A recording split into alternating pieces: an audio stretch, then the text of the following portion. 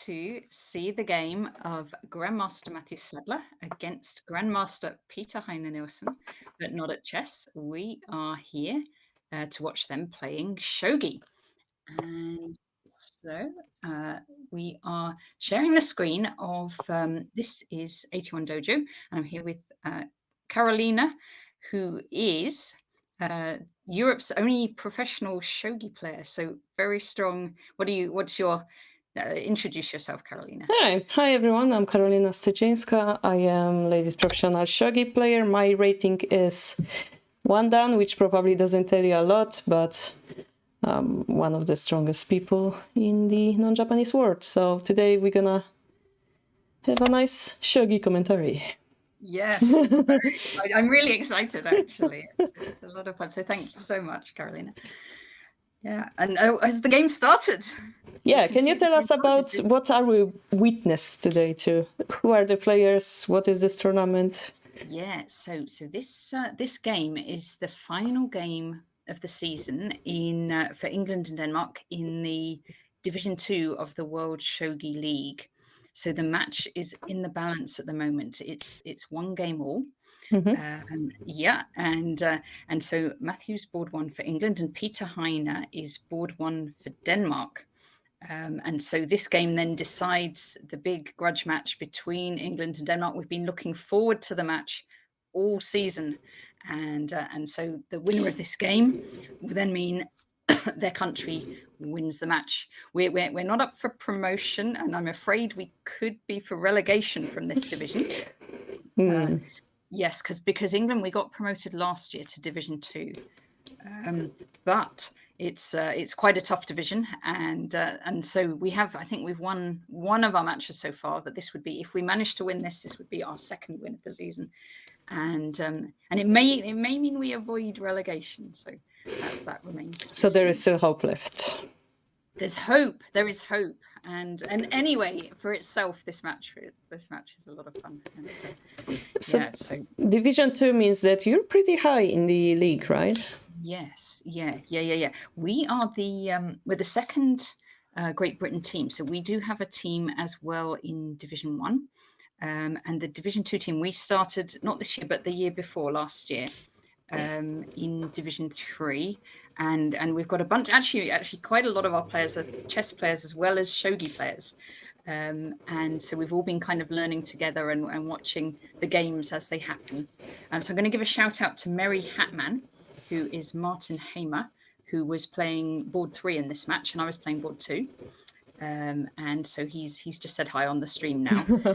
So we're all kind of following this game, and we might be a bit biased. We might be cheering Matthew, but I'm sure there'll be some Peter Heine supporters in the stream as well. Maybe you can make a poll to see how many people vote on which side. But I see they both have 3 dans, so they are well matched. It's very strong. Yes, very strong. And I think they're extremely strong. But well matched. Yes, it's going to be a very close game, and they've probably both been studying for it as well, I would think. And yes, checking the opening. This has been the match. This has been the game they both want to win this season. So the reason why I was standing is that I have my traditional tea to drink. If you guys come to my stream, you might know about it. Yep. Oh, I love tea. Yeah. Of course, all the English shogi players will love tea as well, because it's such a traditional. Which flavor tea do you like, Karolina? I love all kinds of tea, to be honest. Yes. Today, I think my fiance made me green tea because I was in a hurry. Yes, green tea with lemon. Very nice. So, speaking of shogi, because I assume many people watching today's stream will be also chess players. I don't know which piece style I should use. Let me lower that weird button noises. This is the traditional shogi set using kanji. We could be using more beginner-friendly set, but then it's hard for people who know shogi actually to watch, so we're not gonna do it probably. Yeah. Anyway, this is the king, and both sides will try to capture that king. We have the rook, as in chess. We will have the bishop, same as in chess. Yes. We will have a knight that only jumps forward, so it's not octopus as in chess, it's kamikaze knight. We will have a lance that moves forward, and we will have some weird generals that move like a star or like a tree, only one square. But how does shogi work? Well, you will see that both sides will develop their big pieces first, so the bishop and the rook. Here it seems that Matthew is playing static rook because he didn't move the rook. And it seems that Peter is also going for a swinging rook, but it changed to static rook. So probably Yagura opening, a fortress opening. Looking quickly up to here, we have the most modern shogi opening, but we see Matthew play the silver here instead of here, which is kind of disappointing to me. Have you ever seen this? Do you know the difference, Natasha? No, I don't know the difference. So this is a computer move, actually. The computers decided that instead of making a strong castle in shogi, you want to make a little bit of defense and then like go to the attack. Yeah. Yes. Yeah, because you often put just one silver attacking early, don't you? Yeah, in most modern shogi, yeah. But this indicates that Matthew is going for rather a solid castle Yagura, yeah? So he will probably try to put his king here. So it's kind of disappointing. I thought maybe they like gonna play the newest line, but no. So it was just sorry, a very basic question. Matthew, is Matthew playing from the top of the He's board, here, yeah. He's here, so he's playing this direction. Yeah. Yeah. So, yeah, his name is under our camera, so yeah, here, right? Yeah. You probably see it. I don't see it on my stream. I see it. I see his name. Yes, up there. Yes. Yeah. So Peter will be on this side, and Matthew is here. Yeah. So Matthew was the first mover, and he plays the normal strategy. Everything was fine until he moved the silver here. It feels weird because it's kind of blocking the king. Yeah. And then we see because he plays lots of different openings. I think Matthew he's tried out, experimented with like swinging rook and central rook, and then static rook as well. So he's done all sorts of tried out different things. I see. So today, yeah, they're playing the most classic one, double static rook. With solid castling. Here Peter is not choosing his castle yet. He has the option of going here or here. Yeah. This one will indicate the fortress castle. This one will indicate something called a snow roof. Oh, snow roof, I've heard of that. Yeah. So that will be this shape. Now... So are these quite aggressive openings, or are they quite quiet openings? Yeah, so if he would move his silver here, that would be very aggressive. Okay. But because he moved here, it means that he's trying to make the preparatory phase longer. Okay, yeah. So it seems. And now Matthew pushed this pawn, forcing Peter to choose which castle he plays, because if he doesn't do anything, this pawn exchange will be very good for Matthew. Yeah, his rook will be looking directly to Peter's camp, so he needs to protect that. He has two options, and he chose the bishop, which indicates he will go for snow roof. Okay. And we've got some comments in the chat. I think England or Great Britain cannot avoid relegation, I think, with this game. We can't, unfortunately. We call it the fight for honor. Sorry. The fight for honor. And comment that it's the first Shogi League match ever, we think, where it's been delayed because the participants or one of the players was busy coaching the world champion. That's, the Magnus Carlsen. Yeah, that's amazing to me. Yeah, we got some of his opening prep, didn't we, in our chat this afternoon? That's so cool. But not really very much. Time Zombie in our Shogi Harbour's chat, Time Zombie is saying that this is very interesting because he thought Matthew was actually a swinging rook player. Yeah, so he definitely has, because he used to play the central rook a lot. And he's also tried fourth file rook. So he does, he definitely varies it. And one of his tricks is if he's going to be playing someone, he likes to try out what they play. So he gets an idea of how they play, and then and tries that out for a bit, and then sometimes even plays it against them. Seems like I don't know if you read Naruto manga, but there is one ninja that copies the enemy's technique. Seems to me like yes, Matthew is a ninja copying Peter's strategy. Yes, he's a ninja copier, definitely. But yeah, if I were to like forget that they're both chess players, and if I would just look as a normal game, I would say that this bishop is a little bit weird. Okay. As we said before, this silver will be a wall. Yes. Yeah, so how do you... Okay, so the king can't go across further to the left. Exactly. So usually what happens is this bishop comes here or this way, somewhere around here, along this diagonal, and then the silver comes up. But it's kind of a different move order. So I clearly see that Matthew is not used to this strategy. But the plan is to move the bishop back, move the silver up, and then continue our castle. Yeah. For Peter, it's also probably like do this move, and then we slowly build up our attack. But none of them is a disadvantage yet. It's a very equal game. Yeah. Quite interesting. Because chess players, I assume, they're gonna get stronger the closer the game comes to the end game. There's more tactics involved. Yeah, I think so. They'll know all these, like tactics like pins and forks and all that sort of thing. Yeah. You get the same thing in shogi and chess. So any kind of chess players watching this, and if you like that sort of thing, tactical sequences, checkmates, surprising maneuvers, then shogi's a great game for you, because you get all sorts of tactics. What they probably would be less familiar with might be your kind of what's good as a slow shogi build-up. That might be less familiar as a chess player. And the reason why it's so is that in the beginning, none of the pieces exchanged. It's quite slow. We have many weak pieces in shogi. But then, as we capture the pieces, we can reuse them on the board. So it will become way more dynamic than it is now. Yeah.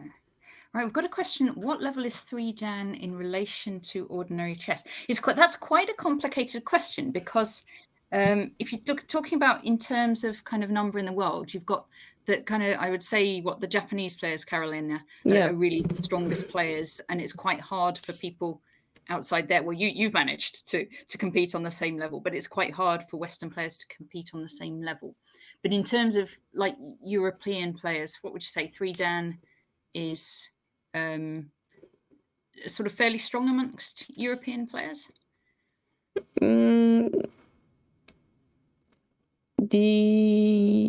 This is a very difficult question, because the 3 Dan will mean different things over the internet, different things on different web pages over the internet, different things compared to our FISA, the official shogi rating.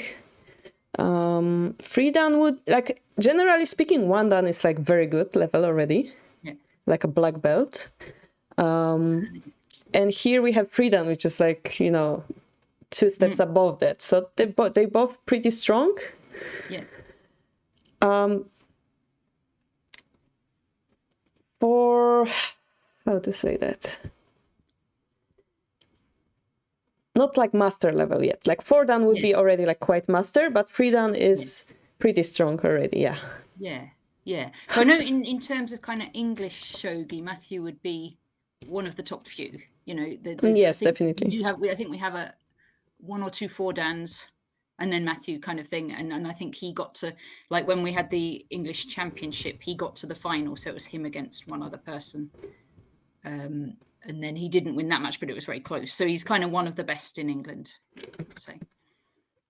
Yeah, so on European level, on national level, that would be like the strongest in the country, or challenging for European champion type of level.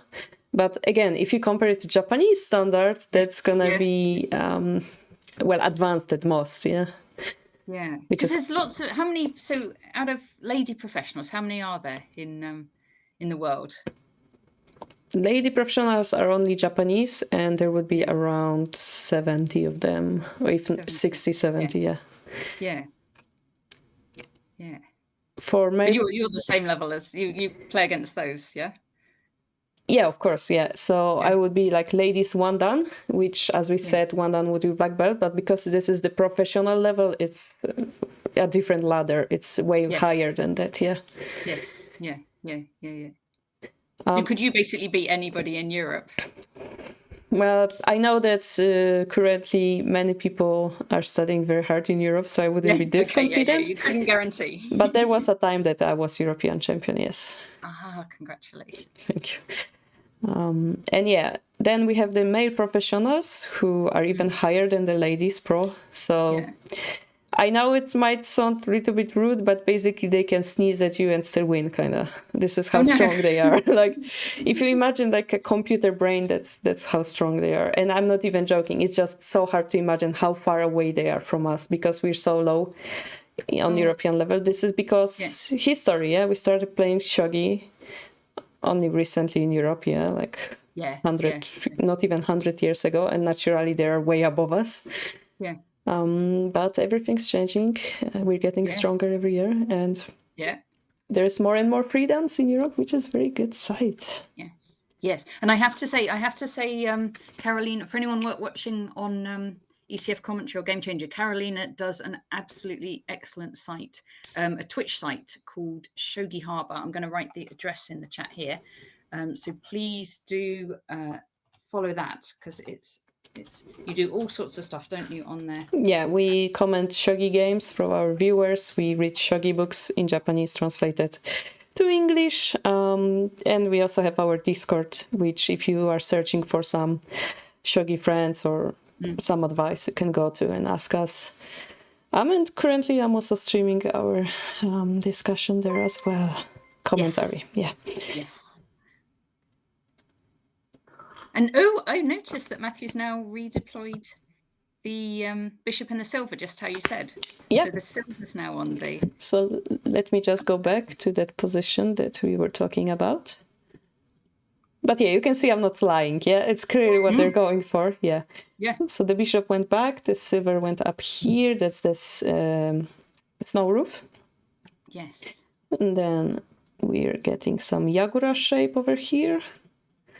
The king goes to the castle, and the Yagura castle is finished. Yagura means fortress in Japanese. Both sides has a very standard shape. And now the question will be, who will attack stronger? This is the current position, so let's see how it could develop. For Peter, what he would like to do is to activate his weak piece, which is this knight, maybe pawn. Maybe let me just show you this variation. Pawn push, knight takes, something like this would disturb this perfect Yagura shape, yeah? Yeah, okay, because you've attracted that bishop going forwards. Yeah. His problem... and there could be this diagonal opening, I guess, against the king from the bishop up on 3-3. Yeah, this would be the perfect shape, yeah. If he manages to open this bishop line, he would destroy Yagura.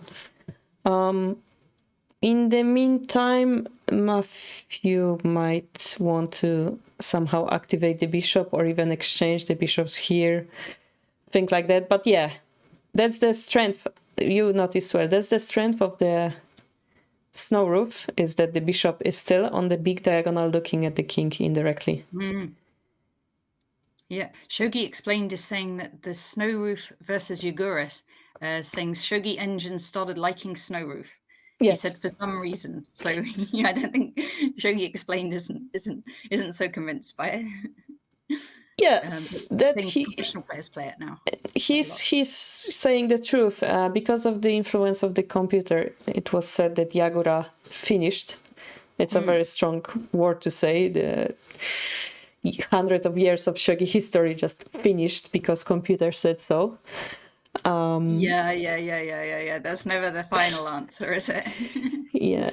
And here we see that Peter is going to move his king toward the 2-2 square, which is a little bit surprising to me. Okay. Do you not normally do that in this kind of setup?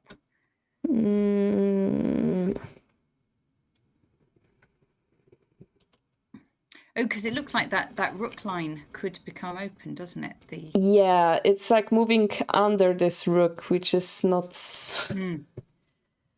ideal. I'm not a specialist in this particular opening, but yeah, it gives, you can clearly see, it gives the time for the silver to go up, yeah, and put a pressure on this king in the future. So it might be kind of scary.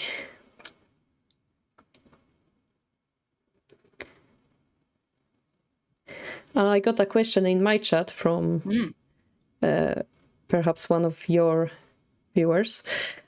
He's asking about, do you have any suggestions in terms of books or other content for shogi beginners, or slightly beyond that point to improve their play? Yeah, so we don't have many English books on shogi.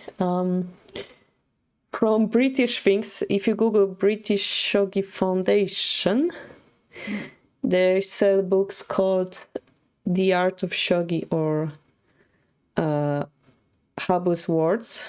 Those are yellow and blue books. Don't buy them on Amazon, buy it from the source, it's cheaper.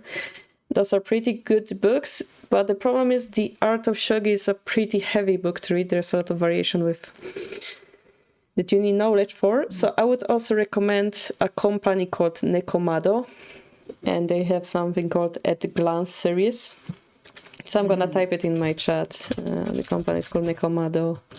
It's At a Glance series, but also Habu's Words. It's a good book. The Art of Shogi is basically my shogi Bible that I learned handicaps from, learned some of the openings, but it's quite a heavy book to read. And then, of course, I wish we could have better books. I often recommend to watch YouTube videos from Hidechi because he explains they're very good better as well. Yes, Hidechi. Did you learn from him as well?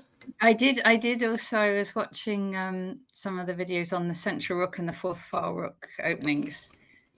Hidechi is the best. He's like our shogi father in the international world. He's the one who made this website that we're using right now. Yes. One dojo. Yeah. So there's there is shogi. Yes. Yeah. That's a good one. A better move for the shogi. Yeah.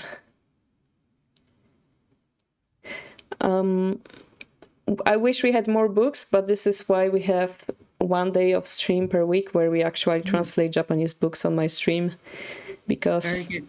Yeah, we're clearly lacking those good materials in English. So yeah, you can clearly see. Have you ever been tempted to write a book, Karolina? I would like to. It's just that. How do I explain that? Finding time, I imagine as well. No, I have plenty of time. I'm on a break now. The thing is that the question is, what do I write for? Because write about. There's many books that explain basics. So I would rather write something more for advanced players. And I'll tell you what I would want to know is about all the different, like the different types of castle, like the Mino castle, and the different types of way you can set your king up and set the openings up. I'd be interested in that kind of thing, or just how to get. For me, like the basics, like tactics, there's lots of books where you do lots of tactical puzzles and I can do all that. But it's sort of understanding the positional ideas, and when you're like this thing you were just explaining with the bishop was in the wrong place and the silver should be that kind of thing. I find it hard to know that stuff. Yeah, I agree. The opening, clearly you're talking about that. There aren't many books about that. The problem is, as I mentioned, the theory is changing rapidly, and writing a book would make it outdated pretty quickly. But yeah, I agree. This is some topic that we're lacking books on. My idea was to concentrate more on the end game. The reason I think it's good to teach shogi is start from end game and then go up. Checkmates, bring mates, how to destroy a castle. From the back. That's the study that I like. Because I read a book, there was one about attacking the Mino castle. Yeah, I even and have working it. through that, and that gives you a much better idea of something like that, exactly. Do I have it here? But the attacking the Mino castle is like about Mino, obviously, but but more general about all sorts of different cards. Yeah, that would be extremely useful. Yeah, I would be more interested in how to defend Mino, actually, because that's true as well. Yeah. But those are tactics. But I understand the feeling of need of strategy. We need many books, Natasha. We need so many books. Maybe I should just write everything I know without worrying. Start writing. All right, so what's coming now? It's very important because Peter pushed the 6-5 pawn, which means the pawns are looking at each other right now, Yes. I know, chess players, I know it looks weird. The pawns don't take diagonally. It's weird, but... That takes a lot of getting used to. So we still have the trouble of this bishop looking at the king. And whenever we take this pawn or not, it's already a good move for Peter. If we don't take this pawn, let's say, I don't know, the silver goes up, he will be able to make an kind of issue point on this square. Yes. And then make a pressure on the king. It's very hard to stop this line. There's only gold defending. It's part of something called Yagura Destroyer, so just this shape is scary. And now if he takes it, it's also not good because, as I mentioned previously, the knight will come in. And then, you're threatening to take the knight, so you will support it.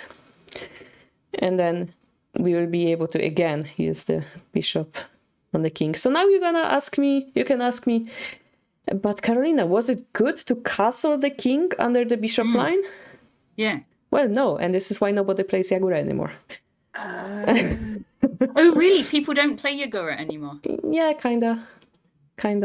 I've just been trying to learn that one. Well, no, it's a good strategy for beginners, but on professional level, not many people will play it. How interesting. Yeah, and this is why Snow Roof is perhaps a little bit better, because the bishop is on a better position. Here we could try to complicate the position. For example, try to put this guy here. Oh, yeah. But it can be defended, let's say, by the... I don't know which piece is the best, the gold. And then the bishop will be under attack on their next move, Yeah. Okay, so that's just kind of like a one-move threat and then comes back again. Yeah.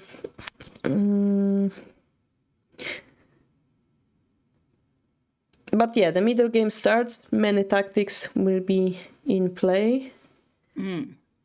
Whenever the king was safer here or here, this is the answer we have to get in this middle game. Whenever this silver will be active or not is another question.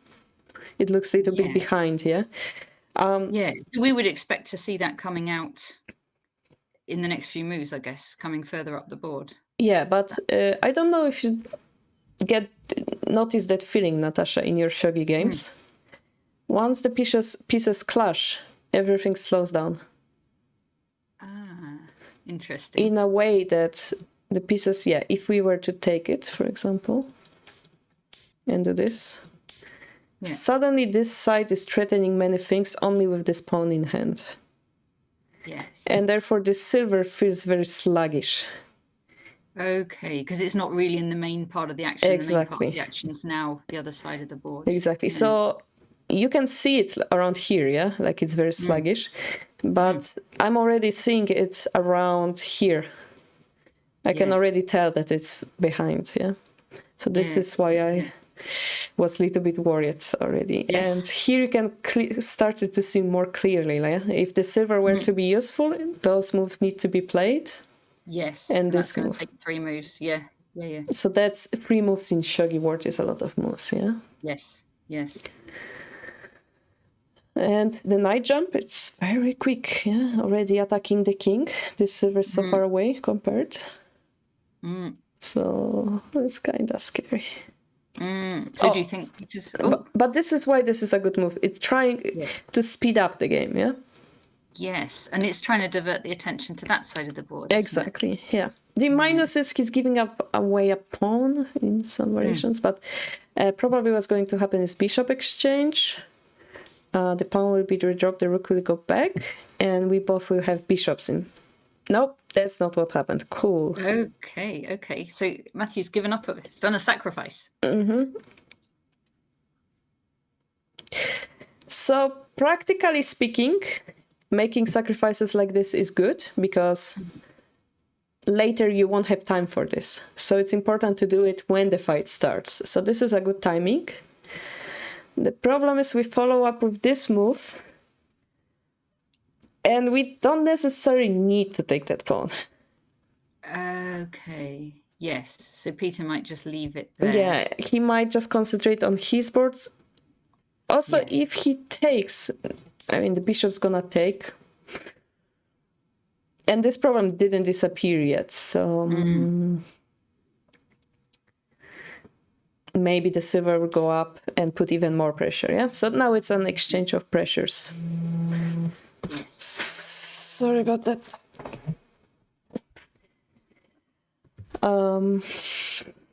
So this is the quite interesting position. If he doesn't take this pawn, let's say takes. Let's say we open this bishop line, yeah? Yeah. Takes, and then this bishop would be quite an interesting timing to attack. But again, it's threatening the bishop exchange only. Yeah.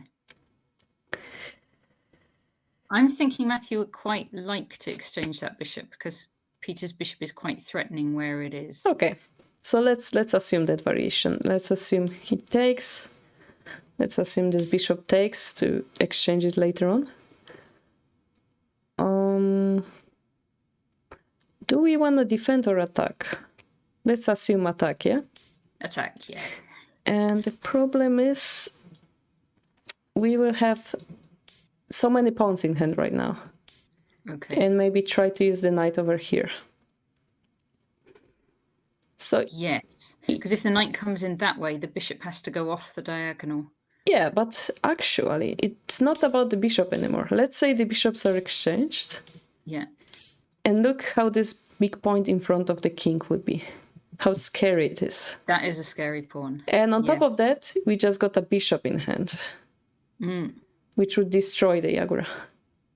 So Matthew could take that pawn, though, couldn't he? He could, but the rook can retake, right? Oh, sorry. Yes, sorry. I lost track of that rook right at the back there. Yeah, and this is why it's scary, because it's not a singular pawn. It's supported by this rook. Oh, it's really scary. Yeah, so it's like a triple attack, because let's say this is a triple attack, right? 3 pieces attacking the king. Yes. So this is something Matthew has to avoid happening. Yes. Giving too many pawns and then leading to... Oh, and you see Peter playing that exact pawn. He's done it already, yeah. Yeah. I suppose you could take with the silver rather than... you could. But then this line becomes weaker, yeah? We talked about it. Yes, I agree. So let's say this move happens, or... we could even like expose this gold here. And then this is a direct attack, yeah? Yeah. So look at the castle. The castle, the idea was to play a solid shape. It all is destroyed currently. It feels very unpleasant. Yes. Yeah, all the generals have been kind of tempted to move away. Yeah, so this is why those small pawn sacrifices changes everything, yeah? Yes. Now we have this strategy is called joining pawn, because this this pawn is dropped in front of a pawn that was Yeah. invited forward. And the target is that if we take, this knight will come in. Yeah. And as it takes the silver, it's a check. Yeah. Yeah. Yeah. Yeah. Yeah. So the that's silver very will have to move up, but again, this flank becomes weaker. Yeah. Yeah. So using the knight against Yagura is the basic. Maybe Matthew should try and counterattack. All right, so how do we do that? I guess taking that pawn. 3-4. Yeah. Okay, we take it, silver takes. And then bishop takes. Bishop takes here, bishop takes, rook takes. Now we're attacking the silver, yeah? Yeah. The silver will go back, let's say. And then can we take across? We could go here. Yeah. But it's kind of scary because all lined up, isn't it, on that same day? Yeah, exactly. So the bishop drop will be dropped with attacking the rook. It's kind of unpleasant, right? Yes. So maybe it's more sensible to just go back rather than... Yeah. Yeah. Yes, usually it's more sensible to go back and then you treat in a pawn drop. Again, it's the same shape over here, right? Pawn supported by the rook. Yes. Yeah. So we would like that, yeah.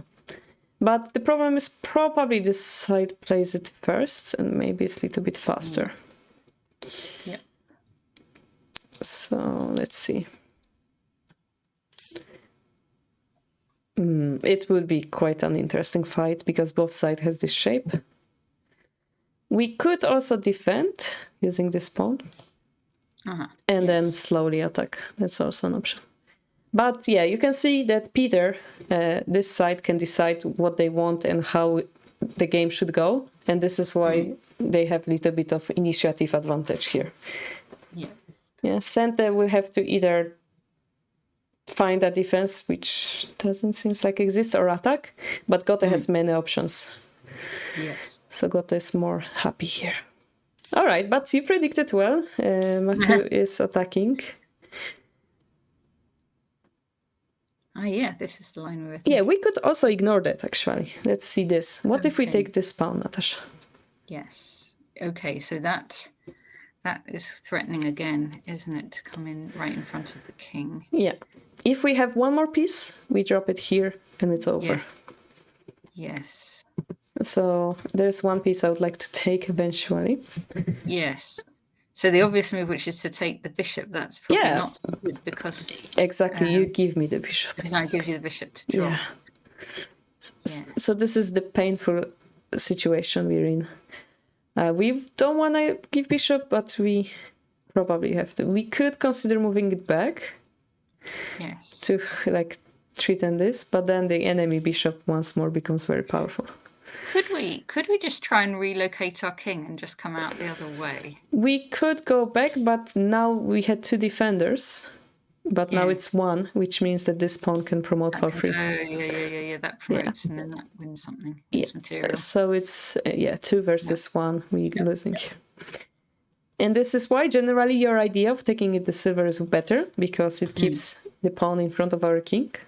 Yes. Generally, this would allow us to keep the shape. Yeah. More, so here I would probably take this pawn to put Sente in a very uncomfortable choice. Oh, Peter is holding. Oh, he chose it. He's done it. Oh no. Okay, so that's uncomfortable. That pawn being there. Speaking of uncomfortable things, somebody on my channel redeemed something called make a chinchilla noise. So now I will have to make a chinchilla noise. Which, okay, go on then. Go for it. Which sounds like...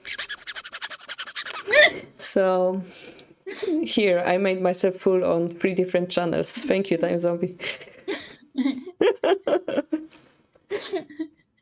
So chinchilla is actually a pet that I have in Poland. It's very cute. Yeah, and it used to eat my shogi pieces and my shogi books. No, you see, because you play on Little Golem, don't you? Or I don't know whether you still do. You used to play on Little Golem. Little Golem? Why? Little Golem? Do you know Little Golem? Yeah, I know. Yeah. You play It's not. It's Oh, game. you found out that it's my nickname. Oh No, no. because I've played you. I've Yeah, played you you did. several times. But Yeah, the yeah, yeah, idea yeah. is that it's a secret, yeah. But One of your Polish friends told me, and I was like, oh wow. yeah, so one of my little golem accounts is Sleeping Chinchilla, so now everybody knows that it's me. I try to keep it secret, but Oh no, sorry. no, it's okay. Everybody But I knows. thought the chinchilla noise might give it away.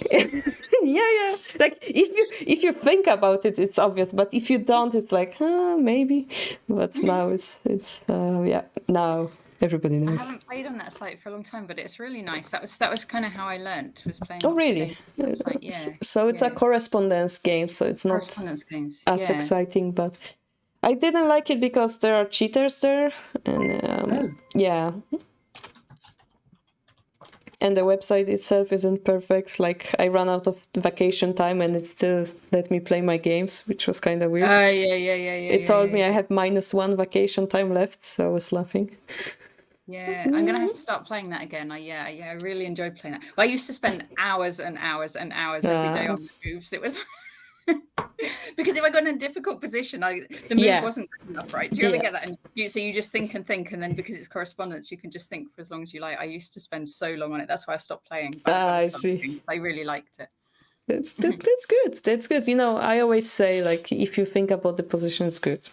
If it works for you, then it's good. For me, it's like I get too stressed and I say I'm gonna think about it tomorrow, and then I don't play the move. And yeah, but yeah, correspondence game are not my style, I guess. But yeah, if you're trying to learn like opening, it's good to have one of the books I mentioned, The Art of Shogi. Like, try to learn and play this variation. It's a really good learning tool. Yeah. Oh, let me look at the chat because I completely ignored my chat today.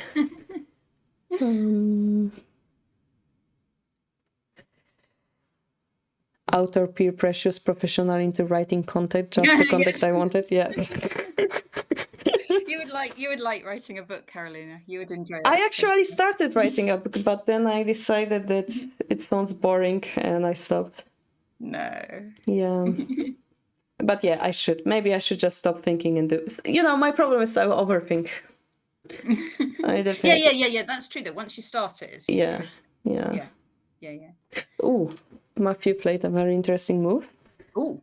Let's see. The way shogi works is that we have many pawns, and because of this we have a rule that's called nifu. You cannot have 2 pawns in one column. That's an illegal thing. But this is why exchanging pawns or sacrificing them is so good. You can drop it immediately in the enemy camp after doing so, yeah? So Matthew dropped it on 2 square, which is like directly next to the king, yeah? If the king... So you would want the king to come and take that, I guess. Yeah, let's say king takes, then the bishop exchange will be like a double check. It looks kind of painful, yeah? And let's say, I don't know, bishop drop, for example, and suddenly the king is in a weird spot, yeah? The problem is the rook is protecting this knight, but maybe we could... Okay, let me consider this. We could distract the rook. If they take, can promote. If they run away, their attack is stopped. Then that pawn that was giving us all that grief is no longer supported. Yeah.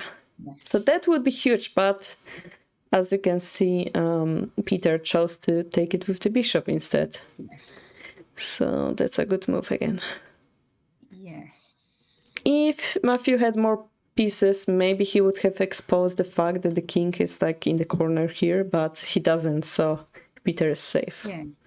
Okay. Just I've got a question, because what I've read somewhere is that, like, or someone said to me that in the opening, the bishop and rook are worth similar amounts, and then as you get to the later stage of the game, the rook's worth a lot more than the bishop. Is that a sensible thing? Halfway. So in the opening, bishops are better.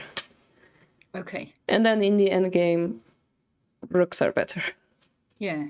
But it's not always true. It depends on the situation. Yeah, for sure. The reason why bishops are better in the opening is that you will have harder time dropping a rook in enemy camp, right? Because all the generals are defending all the squares in the beginning. So if you would early have 2 rooks, you cannot use them well. If you had 2 bishops, on the other hand, you can put a pressure on the diagonal and then expose it with the pawns.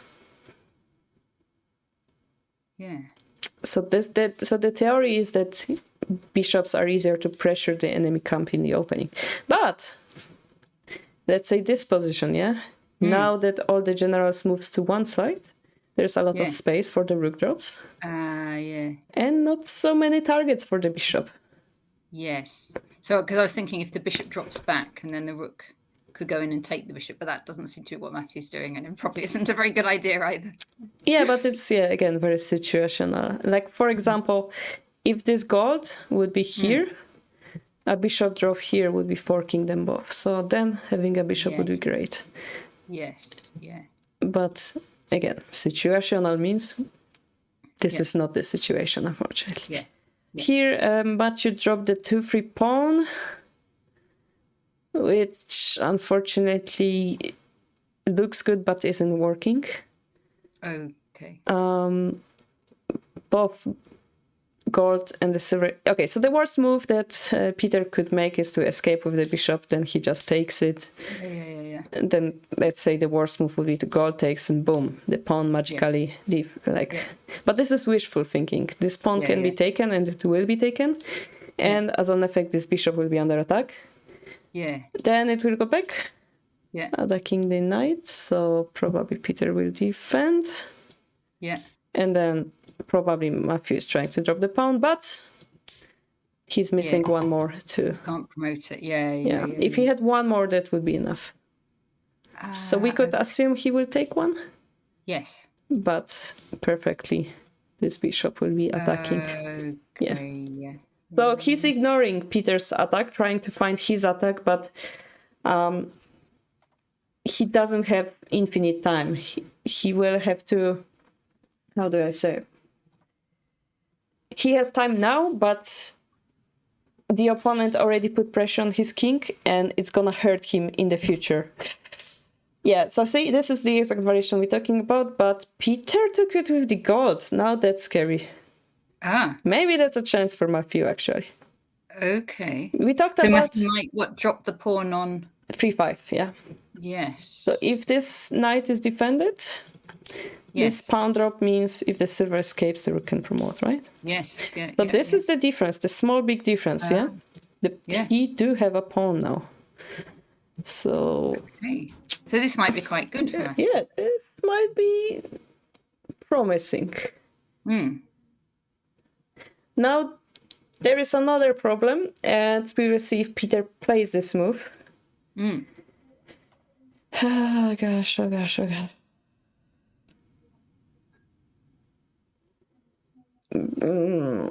Basically, hell is going to get loose soon. Okay, it didn't. Peter played pawn drop here. So he's trying to defend. Yeah. You can ask me, why is he defending while attacking the rook? Well, because Shogi is an amazing game, you see. If the rook takes, you drop another pawn. The rook takes, you drop another pawn.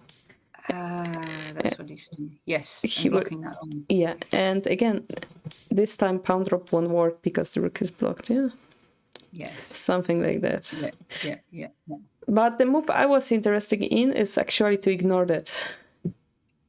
Go here. And maybe attack while attacking. Yes.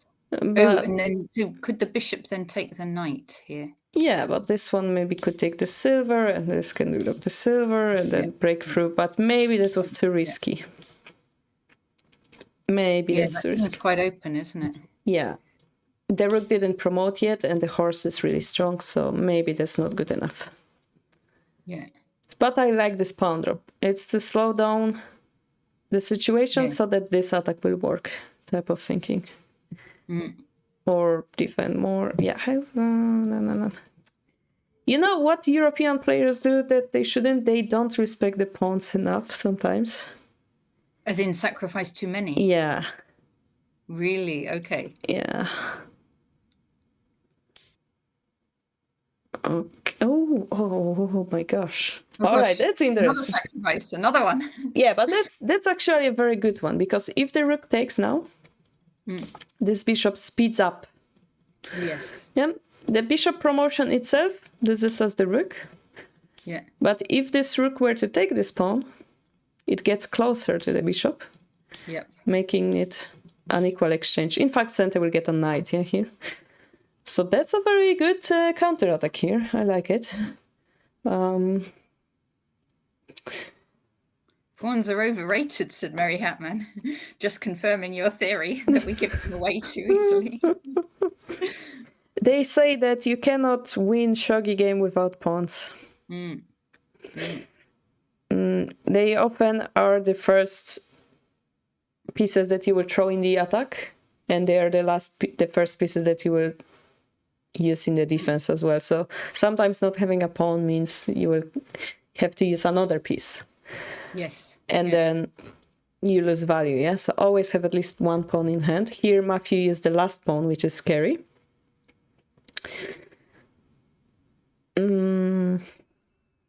But that's his chance for a fight here.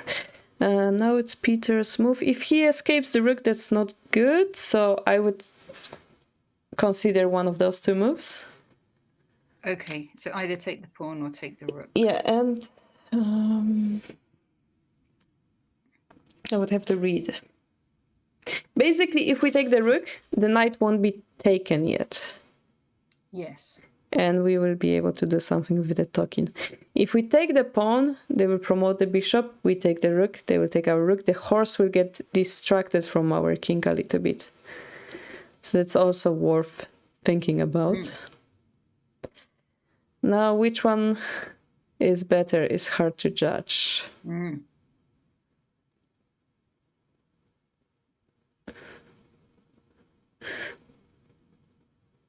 I would take it, maybe. Take the pawn. To disturb the horse, make sure the enemy doesn't have a token. Yeah. And probably take this lance. If we take this lance, we can drop it here. Yes. Oh, he's moved his rook. Okay. Oh, and Matthew instantly takes the pawn. Yeah, so the pressure on Matthew's king is now gone because the rook was distracted, so that's huge for him. Yes. Of course, the pressure of this bishop, it still kind of exists, but the fact that they're not cooperating together anymore is huge. And now maybe he might be eager to take it with the silver, actually. So that the attack on that king becomes scary. So this is chance for Matthew to start attacking on his own. Yes. So has the game swung a bit, would you say? Yes, definitely. Like the fact that the rook is here, it means it's stuck there. It means it's useless for Peter unless he pushes this pawn, which takes a lot of time. So this is quite exciting for Matthew. Now, we have to talk about this pawn push here. That's going to open this bishop line. But in that occasion, the bishop can go to 5-5. And block the diagonal. Block the diagonal while avoiding death. So that should be okay.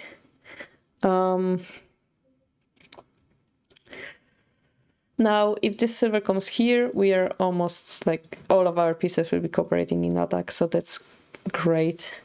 If the rook takes, probably Peter will drop another pawn, forcing the rook back. It will slow us down for one move, but it could be worth considering as well. I prefer silver personally, because that silver, you remember in the beginning we talked, this silver will be the key. We were saying it was quite slow, weren't we? Yeah, so now is the perfect timing to like speed it up. Yeah. So we should take that. That makes sense, yeah.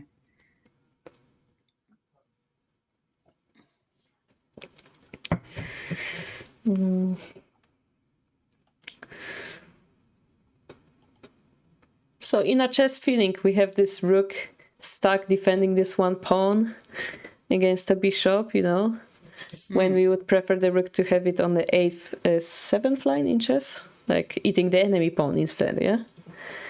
It's the same idea.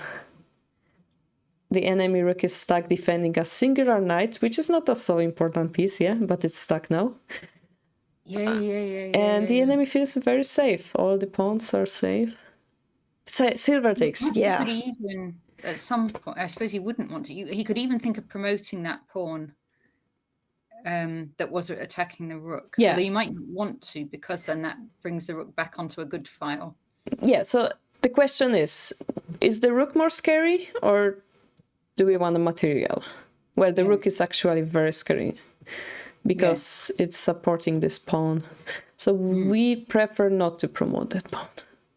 I'm just catching up on the third chat, which is the Game Changer chat. And there's been quite a bit of chat. Please. Yes. What's the ultimate goal in Shogi? So checkmating the king. And yes, I think it's chess players have come on the site. So is Shogi bigger than chess in Japan? What's bigger? Chess is very unknown in Japan. Oh, really? Yeah. So it's mainly Shogi it's and mainly not much Western chess at all? Same in many countries, right? If they have their local version of chess, in this case, Japanese chess, Shogi, then they will play that instead of chess, But the same way we have chess and we don't play Shogi much. Because why would I play Japanese chess when we have hundreds of tournaments of chess and I can get prizes? It's true. It's kind of the first thing you learn as a kid, isn't it? I also learned chess, so I can relate. It's the same feeling. Yeah. Shogi in Japan, you have it on TV, you have all the matches, same way we have Magnus Carlsen playing the championship match, right? Nice. But chess isn't popular at all. The best Shogi player was for some time the best chess player in Japan. That was Habu. That was Habu. Yeah. Nice. Yes, because he's played some of my chess playing friends. There was a friend of mine, and Habu played this amazing sacrificial attack and did a checkmate at the end against Sprint. That's a Shogi tactic: sacrifice everything and checkmate. Yeah. I don't know if you heard that he was friend of Bobby Fischer as well. I didn't know that. Yeah, there is like this story that he met him on some bench and became friends. Oh gosh. Yeah. I don't know exactly, but if you Google it, maybe it's gonna pop up.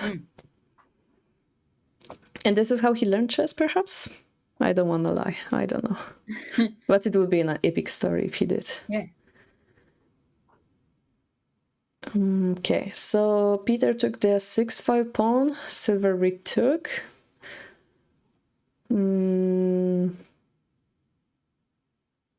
Which is still quite good for Matthew, I guess. Now Peter is under pressure. Basically, if Matthew will be able to activate the silver, this king, now lonely, right, will be under great pressure. So Peter's trying to make something now. Maybe he will be able to drop a pawn, distract the silver, open the bishop, but again, 5-5 bishop counters it. Yep. But it's a good try, because that slows our silver a little bit. So could be a good... Okay, I want to show you one variation that I thought about, which is quite exciting in Shogi terms. Let's say that we take it. Let's say that they do some passing move. What we could do is, for example, okay, this passing move is too good. Let's, for example, say this. Something like this. It looks like we're sacrificing the silver for free, but then the rook would be able to promote. Oh, that's very strong, isn't it? Yeah, and this way we kind of distract the enemy silver from defending and promote our rook. And we gain on this exchange a silver, kinda. We exchange silver for gold, but the fact that we've disturbed the silver gives us kinda half a piece. I don't know if I'm explaining this well. Yeah, and the rook promotes as well, doesn't it? Yeah, so that would be huge, threatening a checkmate in one. Yeah. So that's something Matthew should be looking for, and he dropped a pawn instead. Why? So you were expecting silver up? No, I was expecting bishop first. Yeah. Bishop first. Yeah. Okay. Oh, so he's dropped a pawn, sacrificing the bishop. Yeah, I mean, it's a good idea. The same way, if Peter will take here, he's gonna promote, silver takes, and maybe develop a silver. Maybe that's good still, yeah. Yeah. I'm afraid of this line of pressure, but it's fine. It's fine. Maybe it's just different style. Like one of the problems could be that somewhere in the future there's a bishop drop like this, basically. Somewhere in the future. Yeah. But okay, so Peter is now in Byoyomi, meaning he has only 1 minute per each move. He doesn't think he plays immediately. That's disturbing. And we just went into this variation that I was showing. He took the bishop, Matthew took the gold, silver retakes, and the 3-5 silver will be very good. Activating the rooks, yeah, this one. Yeah. And look, yeah, the difference between rook. See how 7-1 rook is now very slow again? All because of this amazing pawn drop. Now you see how amazing that was? And it feels sluggish again, because this is so quick. So Shogi has those different tempos, and now the rook is basically frozen there, frozen in time on that square. So it's like, oh, it doesn't exist, yeah? It's not affecting the board, it's like it doesn't exist. It's like they're playing handicap game now. And this is the situation you have to avoid in Shogi.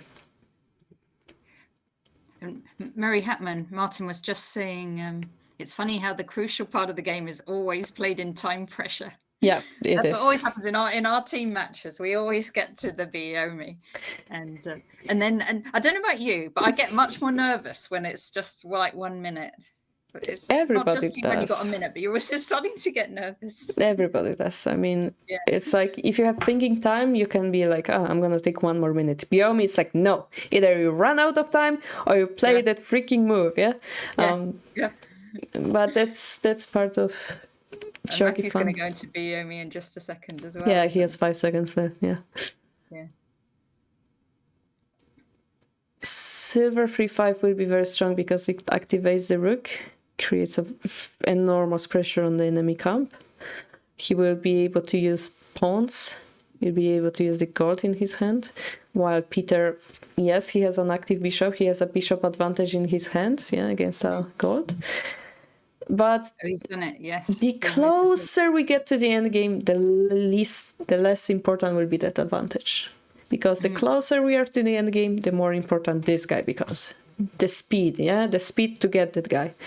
Yes. So this rook will become frozen in time because it's useless to capture this king. Chess player might make this mistake. In Shogi, you capture pieces, you can drop them, which means you can play those moves. No, there is no time. You have to go for the king. Never waste a move, because you will end up in this situation as Peter is now. Okay. So he's doing the same trick with the pawns. Yeah, it's called a striking pawn because it's striking the rook's head. The rook can take it, a pawn drop will follow. Rook can take it, a pawn drop will follow. Silver will take it. And then the question is, can Peter do anything to stop it? And I'm not gonna spoil it yet. We're gonna see. Okay, you've seen the sequence. Yeah, I have a feeling. Okay, so I reckon pawn on, rook takes, pawn on. Yeah. Then silver takes. Yeah. Then the silver will be under attack, but he will be able to avoid the attack while attacking the rook. So he could drop his silver. He could go forwards or backwards, but I would think if you go forwards, you kind of hit the rook. But I would think going backwards is more sensible. And the problem with going backward is that you can play 3-3 pawn. Yeah. So the variation, will be something like this. Yeah. If silver goes back, maybe this pawn drop. Or even, I mean, we can drop the pawn here as well. We can consider those different moves, even just promoting. But what's more interesting is if the silver goes here attacking the rook, you can promote anyway. Because that's a checkmate if he takes. Oh, very good. So that's the main point of that position. Yes. Now, whenever that's winning or not, I don't know yet, because this king still has a pawn in front of his head and is pressured by this bishop. We have to be aware of that. But might be... Depends also if under time pressure they play the correct move. Yeah. But by those pawn drops, I would assume he's going to drop here. I would assume we need to take it. His plan, yeah. Yeah. And then the question will be, what do we do? Maybe a silver exchange is going to happen. Yes. He will continue defending, and that would I think be... that Matthew would see your line. Yeah. Yeah, but it won't be easy because Peter has one more line to continue defending. Okay.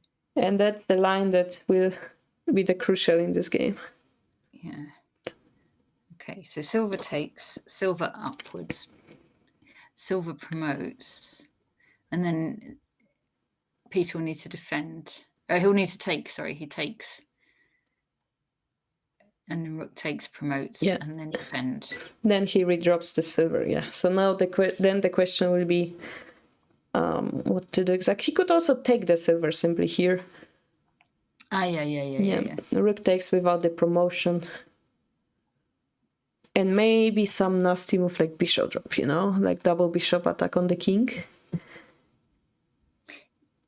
Yeah, I was even thinking sacrifice the bishop and... Then drop it. And then drop to fork the rook and the gold. That's also very possible. No, yeah. That might be the line, Peter. Yeah, this will be the line they will consider. Now, I think dropping is better than taking.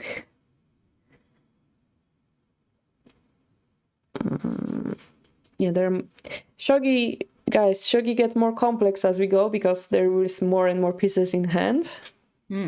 And for example, if we were to take this and the bishop drop, we can actually try to force this bishop away by sacrificing pieces in front of the king.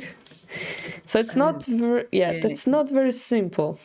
Yes. So Peter dropped the bishop. So here Ion is showing quite interesting idea to block the bishop by pinning him to the king, but the king would run. I don't know how to continue. We have the option of taking the bishop. We have the option of simply promoting to make a check or dropping the silver. Silver is quite interesting because it's threatening checkmate in one. Exactly. Yeah. So here, yes, the bishop will be able to take. We take, but the king. The main question will be, does the king survive, basically, here? Yes. The king could also run, so it's not so easy. I think that's Tetron. I think that's my teammate who's drawing those arrows. I see. If it's bothering, I can always No. But yeah, it's cool. It's good to see them draw it. It's good to see them proposing the moves. Bishop takes, king takes. Again, bishop takes means we can threaten the mate while attacking the bishop. If king takes, he's getting closer to the danger a little bit. We can drop something on top of the bishop's head. And now Peter will have at some point in time a move like this. Which is a check. And depending what he does, there will be a rook drop to retake a piece on 3-4. Yeah. So this is why Matthew goes with a pawn drop. That's a very light move. Yeah, that's a good one. It threatens checkmate again. That's a very good move. I'm actually surprised. That's a good one. And if the bishop takes, the pressure goes away. Yeah.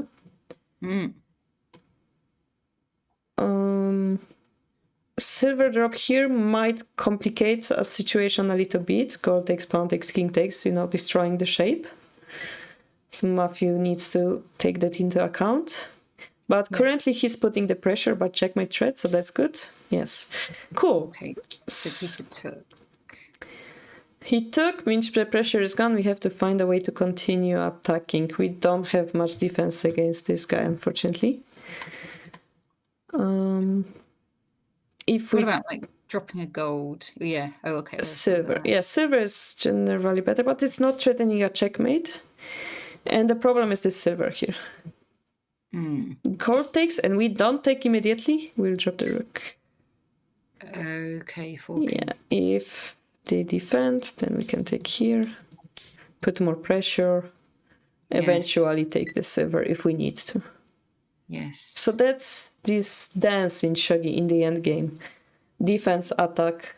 You don't those two things intertwine, and you don't know exactly which move you're playing. The best move would be a move that does both at the same time, basically. Yes. Matthew's got 1 second left. Oh, he's just managed to...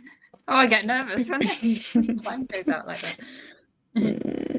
Yeah, you don't want to run out of time. If it's like 10, it's over in Shogi. So, so that's... He's done a check. Yeah. Peter did a great defense here. This pawn that he took in early game is still huge. We didn't ever get rid of it, so this is why he has a little bit of edge here. The bishop 5-5 isn't as effective as it should, as it might look for us, because the king is very safe thanks to this knight and this bishop, you know. Even if Matthew drops a pawn here. You could still drop the silver, couldn't you, in that same place? But now we have only gold, so this king won't be in checkmate anymore. So, for example... Yeah, again, the silver drop here we should consider, with the rook check. That looks difficult. Like pawn drop would be like the most light way to continue attacking, or pawn drop here. Defense. The worst defense you can make is to make a nifu, so don't drop a pawn here. There's not much defense actually, because the more pieces we have in hand, the harder to continue attacking. Alright, so this is a simple threat. It's to take the bishop and drop the silver, checkmate, yeah? So it's a mate in kinda into steps, into gaps. I don't know how to translate 2 steps to a mate. One move before checkmate threat. So that's a good move. Now the question is, can Peter do something faster? And he could try to drop the rook, drop the silver, and threaten the threatmate. But the king survives on the edge barely. So the bishop has to escape here. Which moves? Matthew played a free move here. No, that's not bad of a deal. Peter went to this side, continued the defense of the free square. Yeah.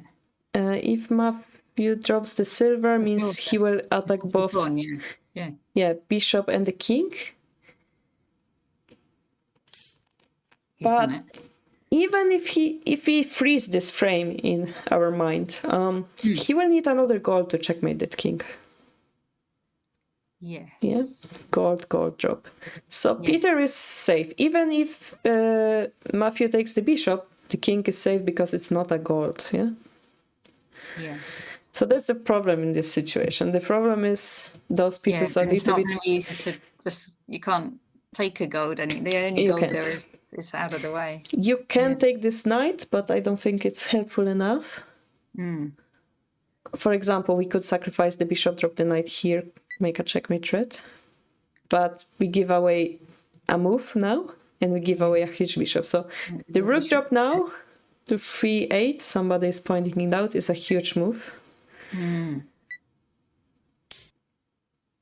Yes, Peter's done that. Yeah.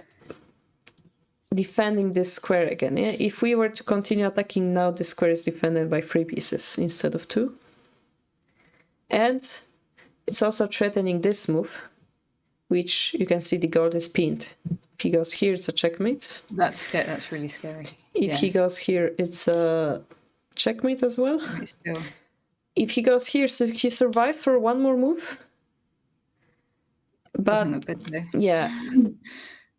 having taken this silver, Peter would be winning. So Matthew defends with a pawn drop instead, which is a good choice. I remember when I said pawn is very important in the defense. Now it feels like a stone, yeah? If we talk about frozen pieces, now this is a wall that's impenetrable. How would you fight such a wall, Natasha? Well, that's a good question. It's a tricky question. It has a very simple solution. You don't. You don't. You just go underneath it, yeah. Yeah. And this is why we say the bottom pawn is so strong, yeah, if the bottom would be here. You cannot really outmaneuver it, yeah? But Yeah. because this pawn is on the second row, it has the weakness of not protecting those that's files. So interesting, then the silver drop once more works, unfortunately for Matthew. Yes. Uh, So he could defend though. He could just bring his silver across, gold across. This one? Yeah. Let's see. So silver drop anyway. We have to take it. Pawn takes, gold takes, yeah? Now, it's weak now, isn't it? yeah, so now our king is enough trouble, so center would be winning, I think. So yeah, that would be good defense, but they don't have to give you the silver. They might bring the knight. Yes. So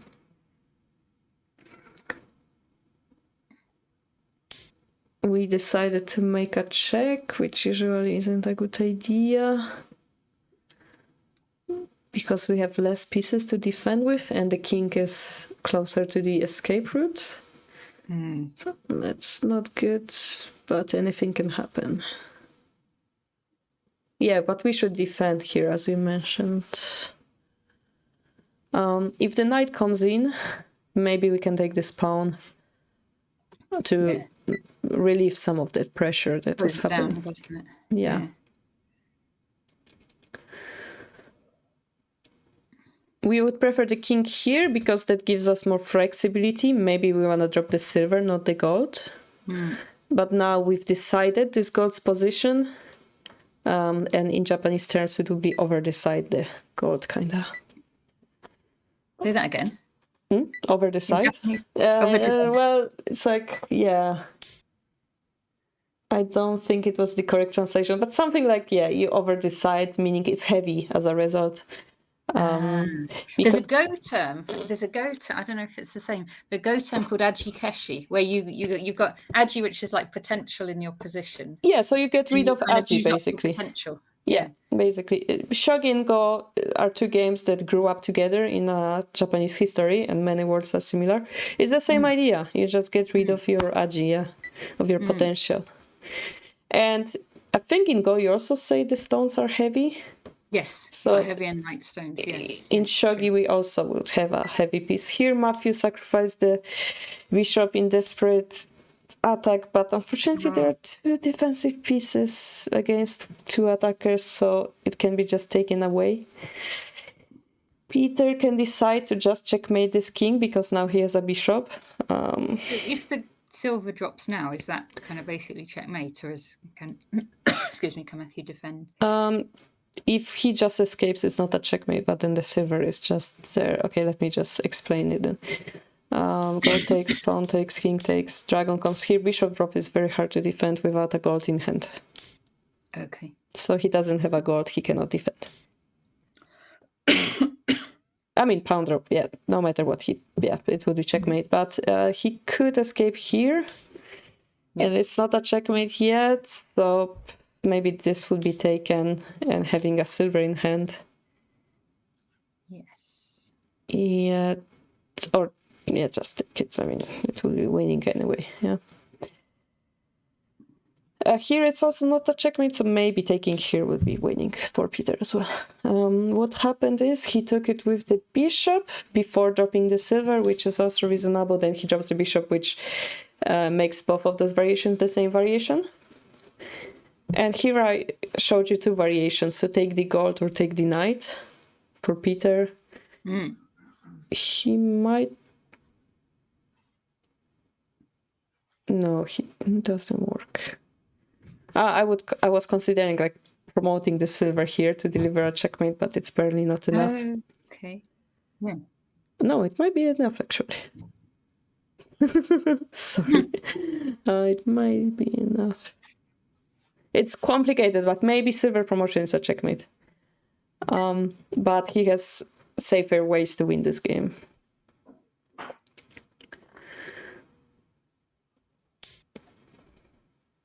Yeah, so basically not leaving the gold at the hand for the end game,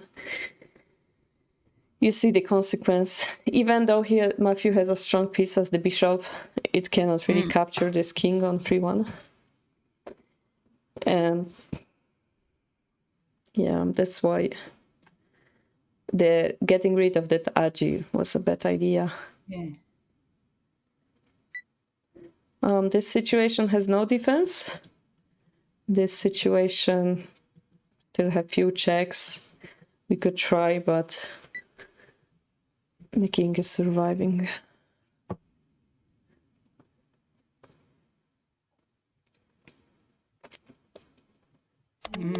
And so He resigned. Yeah, he resigned. Well, it was a good game, wasn't it? Oh, it was very exciting, actually. Yeah, the 8-2 pawn was amazing from Matthew. I was quite surprised. Now, what might be happening next is the players. One or more of the players might be coming onto the stream for the post-game discussion. Yes. Hopefully they will. Hopefully they will. I might have to adjust my camera here, but we'll see. Yes. So you kind of, there was a couple of places like there was Peter was better at first, and then Matthew, once the rook got out, Peter's rook got out of place, and then Matthew had quite a good attack, and then what happened? It was a kind of gold drop too early. Was that? Yeah. So around here, it seems Peter had advantage. Then Matthew made this amazing pawn drop here, which confused Peter and confused the whole game, made it equal. Hello, good game. Hello, Matthew. I will have to adjust it. We liked your pawn drop to attack the rook. I know some nice moves, but I can certainly not string them together. That's the problem. But it was quite fun. It was quite fun. It was a nice game. I haven't done very well this season, but I've had lots of interesting games where you've sort of got a little bit of peace that you played them really. So that was quite good. That was a nice end. I think every game I've played has had some sort of feeling of interest for me. So I sort of have the feeling that maybe I've got some chances somewhere. So hey, Peter Heine. Hi, Peter. Hi. Hey. Well played. Well played. Thanks a lot. Played, both of you. Good game, guys. Really we all enjoyed watching it. Well, tell us a bit about it. Yeah, or maybe we should. I don't know. But yeah, I thought that I'd mishandled the opening horrifically somehow, and then it got a bit desperate somehow, and then some. So for some reason, I seemed to have some threats, but then misplayed them again. I was happy in the opening, as you said, but then I thought it got out of high hand, and I honestly had no clue. Yeah, it was. I thought maybe silver to 3-7 was a bit. It was a bit wrong somehow. I thought this was just very good for Gote simply. Yeah, we talked about it on the stream that I was expecting. Will someone go to the position? Or... yeah, I don't. You can see it, Peter. You can see it on the stream, just in the middle of the... sorry. Yeah, you can either give me the host in 81 Dojo or watch the stream, yeah. Matthew has the host on I'm trying to watch. I'm watching the stream, I think. So okay. Good. Go on. Oh, wait a minute. Am I the host? Okay. So I thought.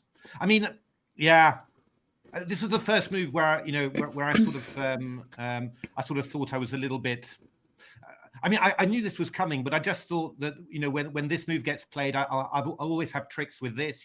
I thought of this idea of coming, playing the pawn up, taking with the bishop, coming back and hitting something with tempo somewhere, and I thought this would maybe be too risky. But when it was played, I got very pessimistic. Basically, I thought, But I thought also I have to react because I'm running a bit out of moves, and you can.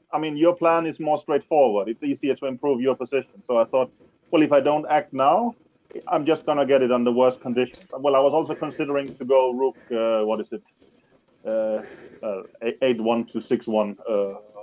Sorry, I'm thinking. Yeah. But I thought that was a bit slow. So I thought that it made a lot of sense for me to provoke a crisis now, because I thought else I mean, you have a couple of easy moves to improve your position further, while for me it's more complicated. So I thought,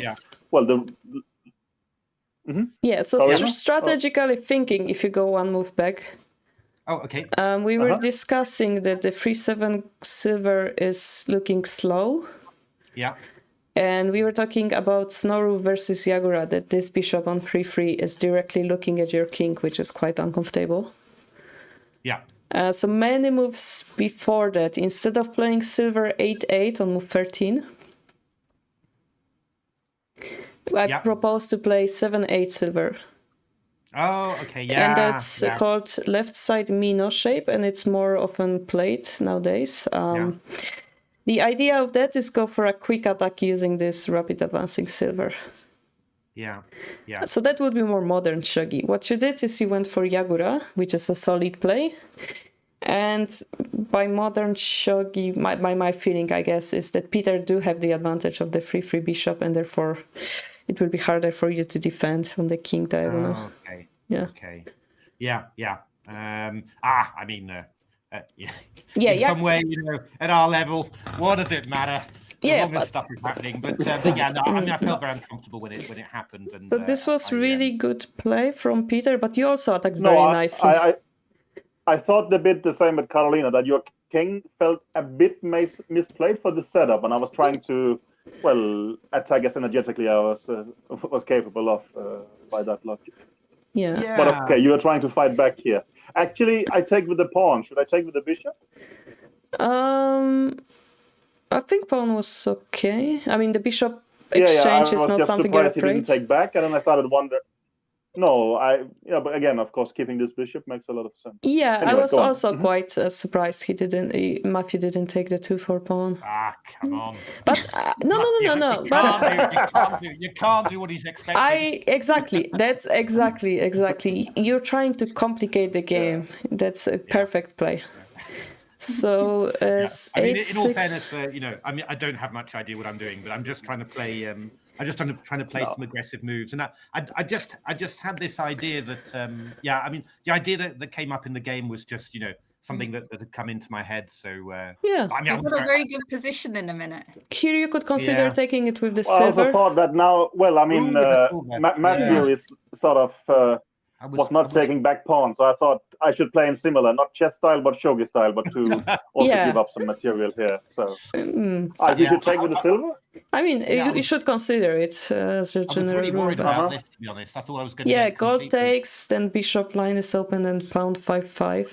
It is kind of weird. Yeah.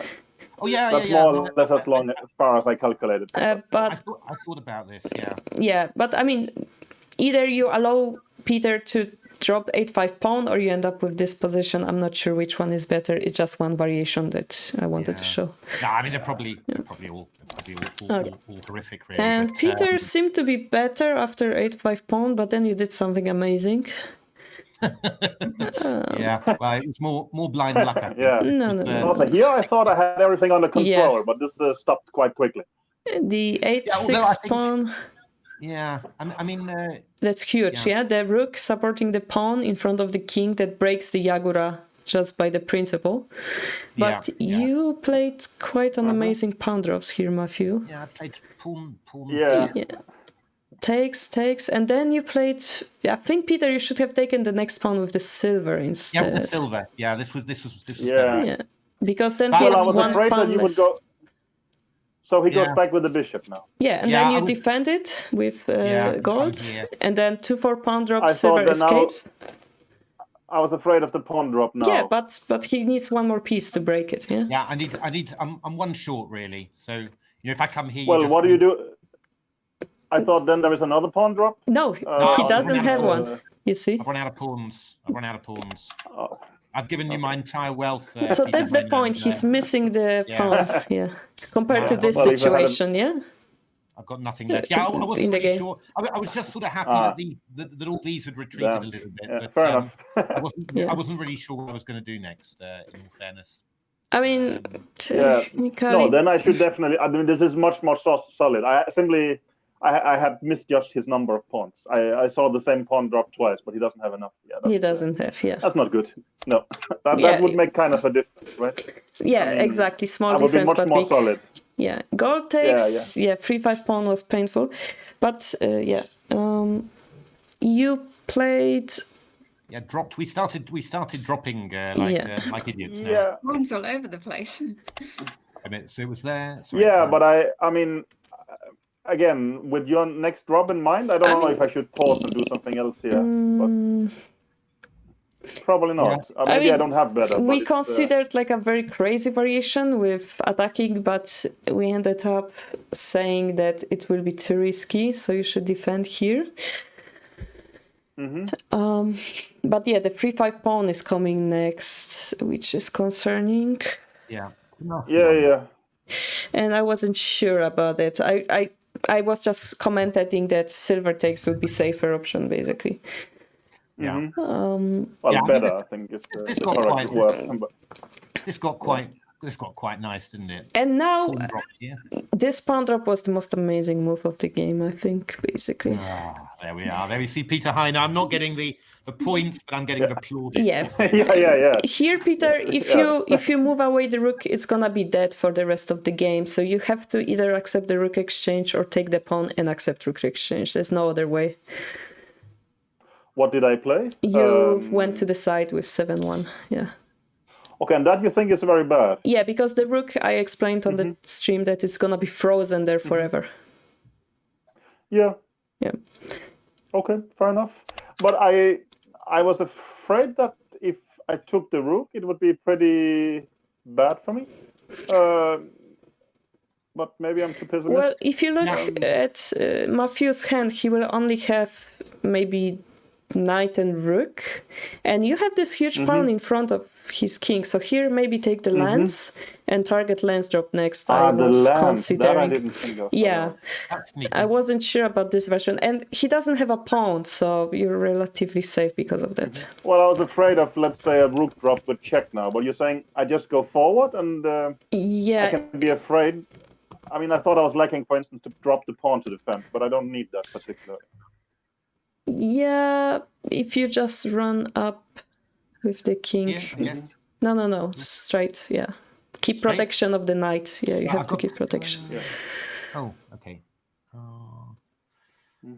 Then it's complicated, but I thought it's better than what was played in the game, basically. Okay. But you won anyway, so yeah.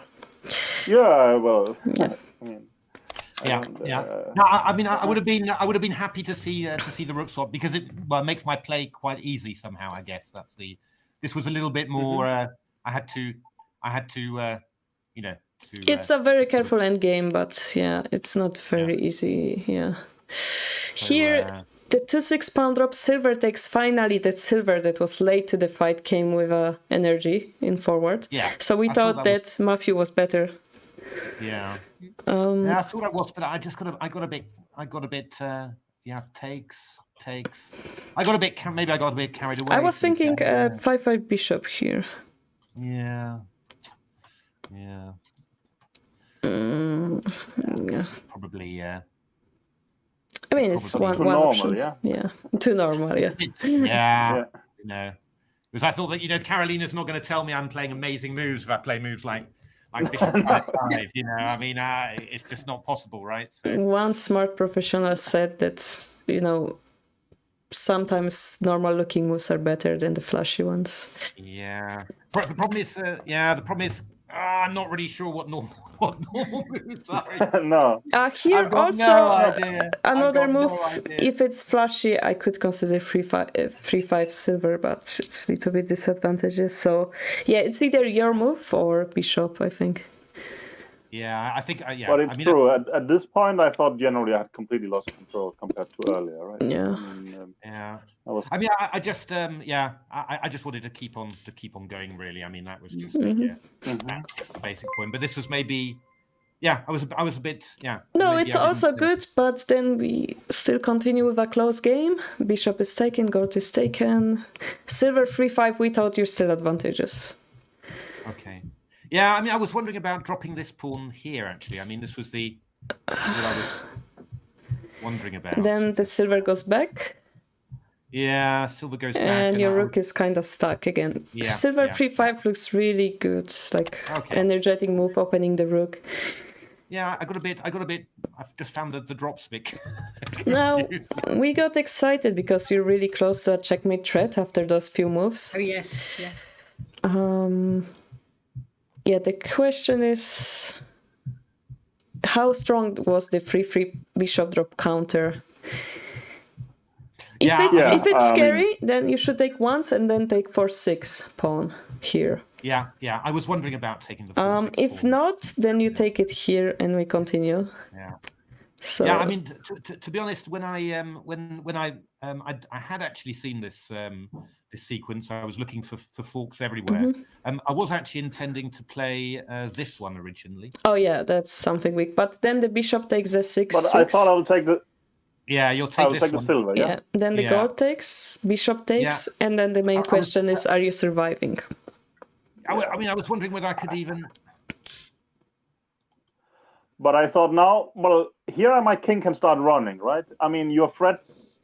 I thought that my king will run to safety in something like this, perhaps. You've already got silvers. That was why I was sort of. I don't know. This was I was really torn, between. So I should take my bishop. I mean, I'm still attacking. I mean, I take your bishop and I'm attacking this. I don't know. Well, the king will run. Sorry, not here. Here. Yeah. Then you take the bishop. Bishop probably. I'm not quite sure. Maybe. Then the king is still kind of safe, right? So here, Peter could continue attacking moves. My bishop is hanging, so I have to do something. Well, in that case, maybe take the lance. Yeah. And then we have a pawn drop here or something, and it's quite difficult. Am I going to drop a pawn here or something? Or pawn drop there is annoying. Yeah, it is. Yeah, both sides are quite in danger right now. I should have done this. I was kind of.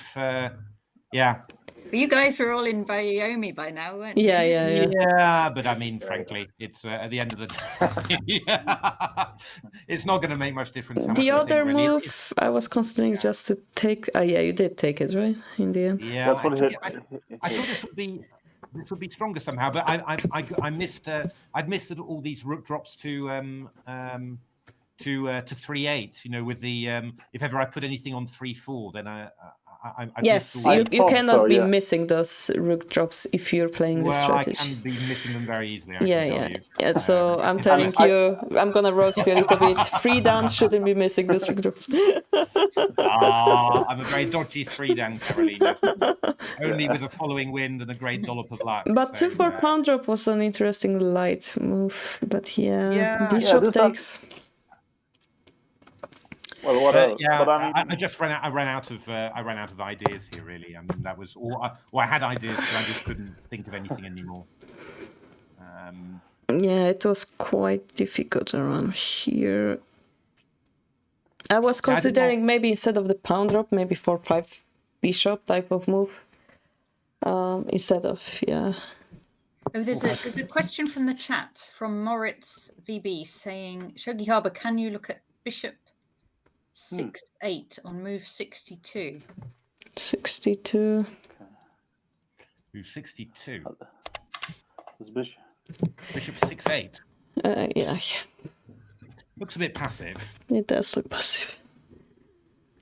I might grab this pawn, of course, but that's sort of a chess player way of doing things, isn't it? Just grabbing. I'm taking a pawn. Yeah.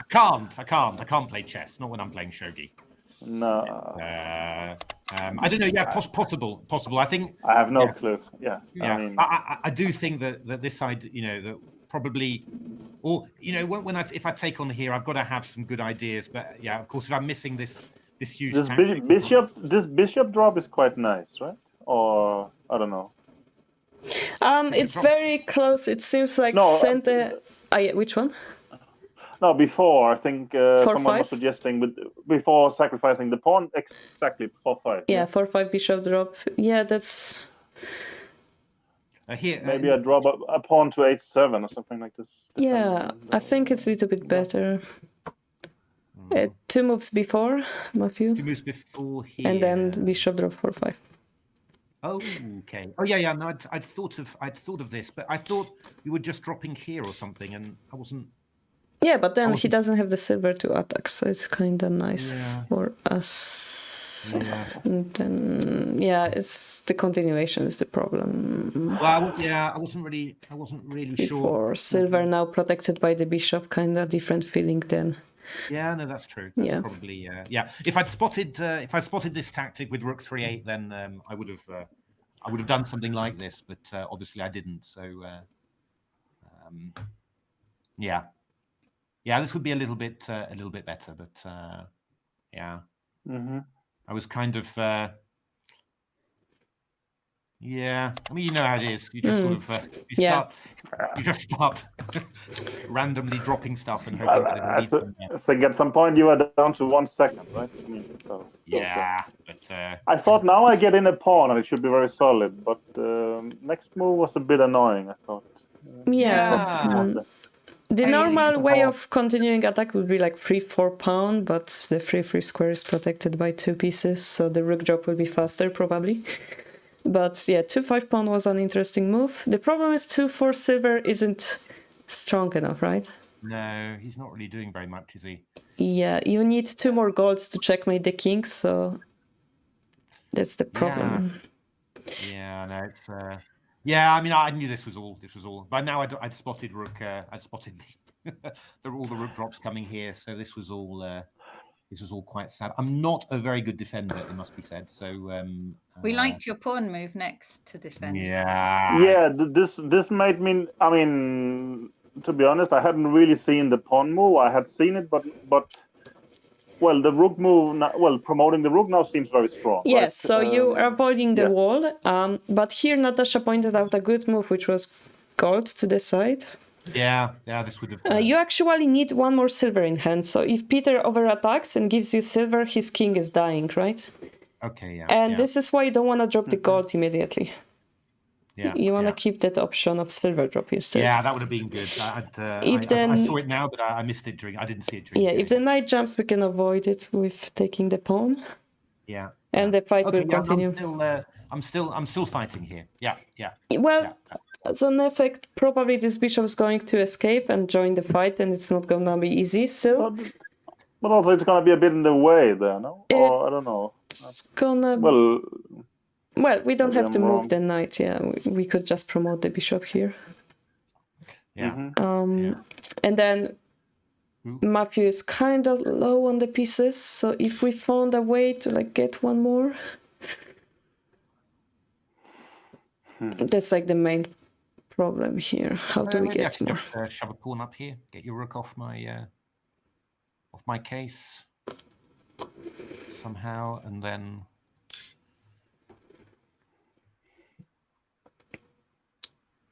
Dragon. If the dragon takes, then you can. Yeah. Now I'm just trying to think of something, of course, but it was just the idea that I can. At least I've got ways of getting your. Dragon, you could pressure it, drop another pawn, maybe.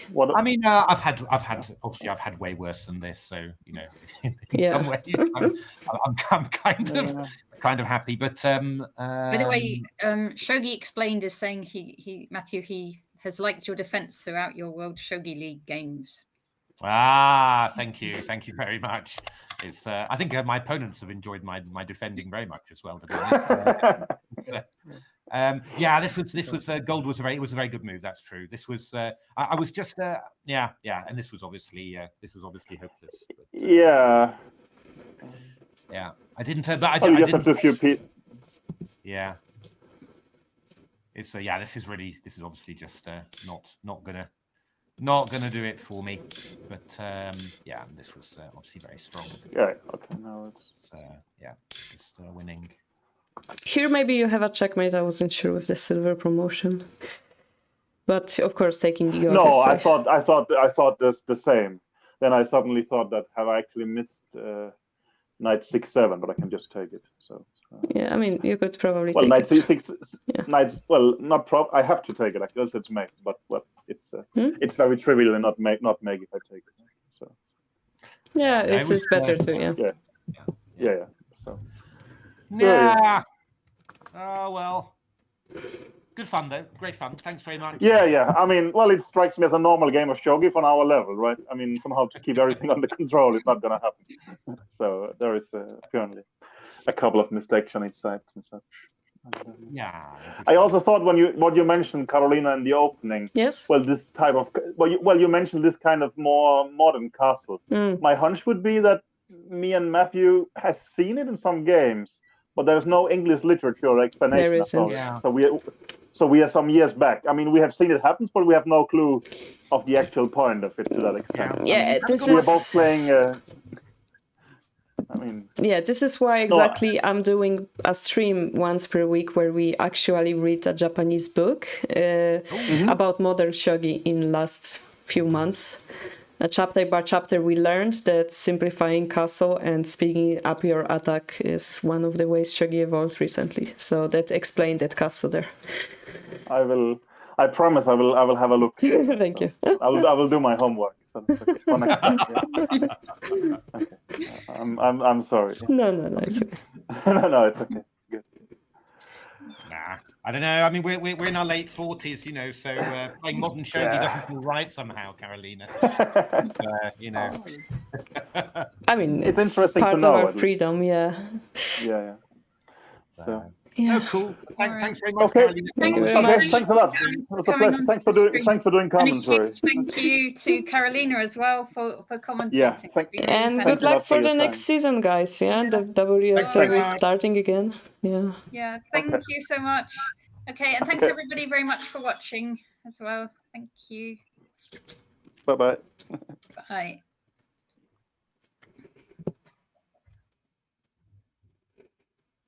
I will go to my stream. I will continue a little bit more. Thank you, Natasha. Yeah, thank you. Thanks very much. Bye. See you. Bye.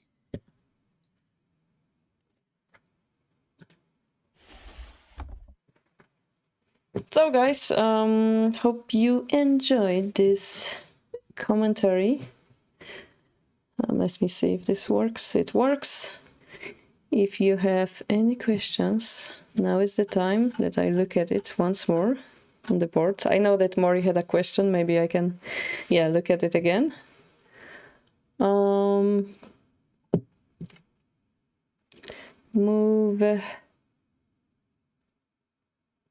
Which move was it? Somewhere around the pound push, right? Somewhere earlier. Here. Yeah, that also strikes me as a solid move, Mori.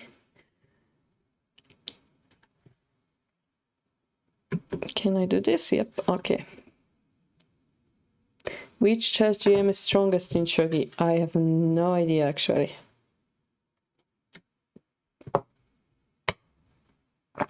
Pound drop to 4-2, what?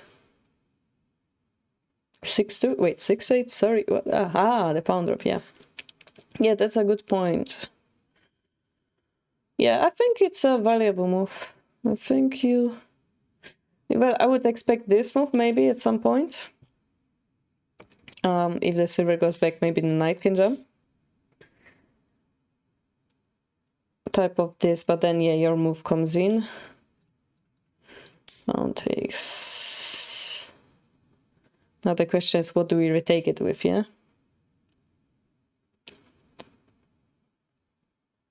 We can weaken the position by a silver drop here. But the fact that this rook is not active is the trouble of Sente. I don't like this move because it blocks our rook. I would like something more active, but the fact that we force this bishop to be less active also looks nice. Ah, Larry Kaufman, yeah. He was like 5 down. Very, very strong. Different question, the same move, 62. Why is it not acceptable for Sente to play pawn promotion? Rook takes, bishop takes. I didn't like this pressure over here. But in this particular moment, yeah, we would prefer to take the bishop. Probably they take here. And I was considering moves like this that I mentioned on the stream. Let's say they make this move. And suddenly, it might happen that this king would be in trouble. He could escape barely here probably. So maybe this way? No, it also doesn't work. Would this be good enough or not would be the question, yeah? So maybe pawn drop, silver back, knight jump to make it more tight.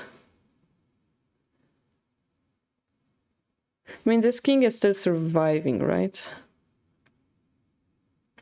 This king slowly getting surrounded. Takes, but yeah, takes again.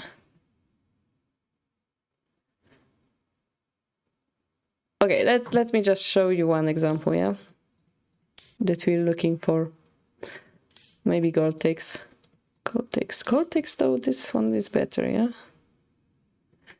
It doesn't work. It doesn't work as I would like it to work. Let's say this one. This is one thing we should consider, yeah? That the king would be trapped around here. Maybe this move order would work. This first, then this, then this.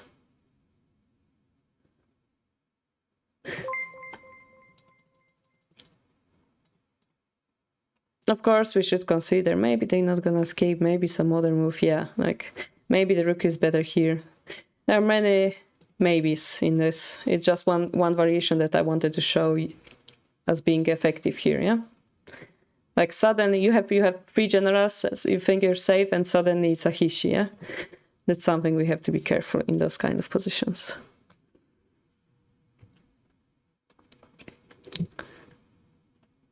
Hope it answers your question. Yeah, the bishop is scary, yeah. Like, the moment this gold disappears, it's always scary. You could, of course, discuss that in this position we can play different move or something, but yeah, that's another game of shogi, And in general, it's better to just avoid the situation whatsoever. But yeah, the bishop going back here, I think it's possible.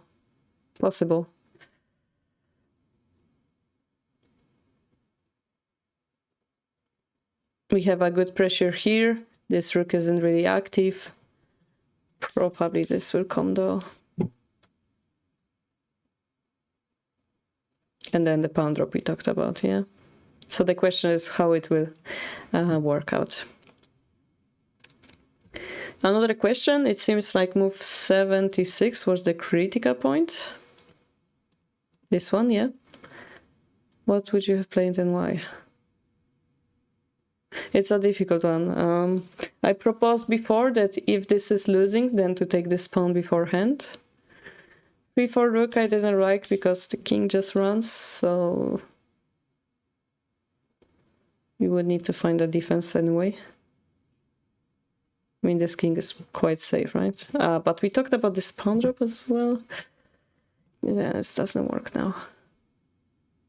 We would have to block it somehow, and then our rook would be in trouble and the game would get longer. It's hard to explain who's better. My first hunch would be to sacrifice the rook, but yeah, we talked about this rook drop being quite painful. We talked about silver drop, which seemed to be a good game.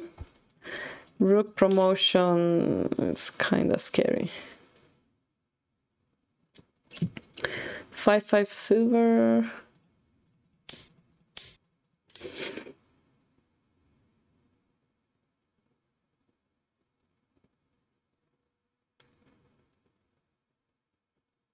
Maybe.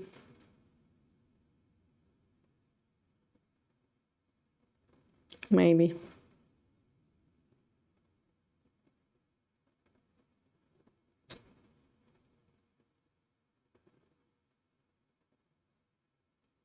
I mean, yeah, maybe. Maybe 3-4 rook is better. Less direct. Now we would have to consider moves like this, of course. But then the rook could go back. The bishop cannot move anyway. I thought this is a light move will be good enough. I was also considering moves like here. But here this maybe.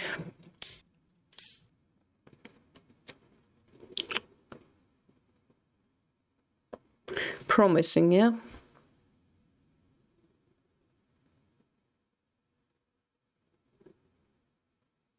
Having sacrificed this bishop, continue attacking.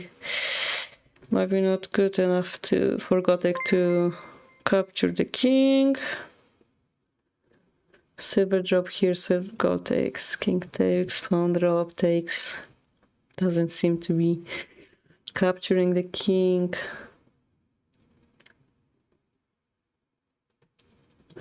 What can we do next? We would like to throw this rook away, but we cannot really maximally defend against it. What are we doing next, though?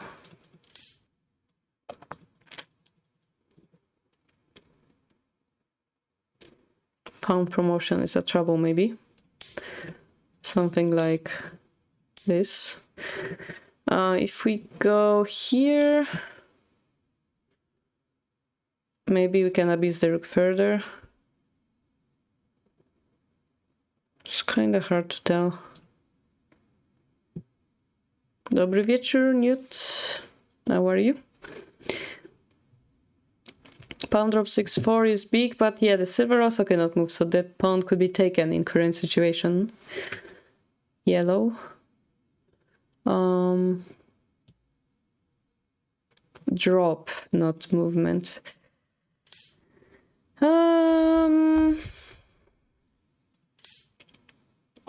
Let's consider the same thing. A silver drop. How would we continue from here, guys? Rook goes here, pawn drop. He goes sideways. We will just allow them to promote, maybe. Maybe we can put a pressure on the silver. Maybe we can put a pressure on this silver. If pawn drop happens, we just go back. Gold drop is a little bit concerning because our rook is quite... Yeah, that's also quite... but yeah, the silver is hanging now, so maybe not. Also quite concerning, yeah? Pawn push maybe to make some space. This gold drop alone is 4 king pieces. Maybe knight jump. The silver goes back.